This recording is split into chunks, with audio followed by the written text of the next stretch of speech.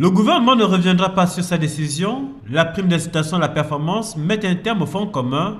Les 100 milliards qui étaient préalablement distribués à quelques 9000 agents vont désormais être versés dans l'ensemble de l'administration, mais cela à l'issue d'un processus d'évaluation. Quand on parle de prime d'incitation à la performance, comme je le disais tout à l'heure, cela nécessite un processus d'évaluation.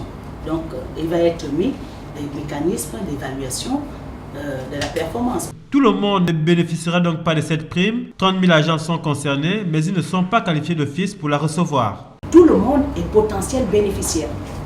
Et c'est pourquoi justement il va falloir aujourd'hui que chaque fonctionnaire, va falloir aujourd'hui que chaque agent d'État fasse preuve de zèle, fasse preuve de compétences. Les 112 milliards restants sur les 212 milliards seront investis dans le mieux-être des populations, un effort dans un pays où la pauvreté devient quelque peu endémique. Nous allons avoir une autre catégorie de bénéficiaires. Et ces bénéficiaires-là, c'est ceux qui sont à la maison, ceux qui ne travaillent pas, ceux qui vivent dans la précarité.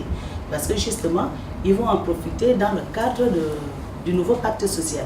L'augmentation du nombre de bénéficiaires va clairement diminuer les enveloppes octroyées jusqu'à maintenant aux agents des régies financières pour éviter les détournements. En tentant de maintenir leur rythme de vie, il y a bien un risque d'enrichissement illicite dans l'avenir, mais le gouvernement ne veut garder à l'esprit que le fait de l'effort de chaque Gabonais.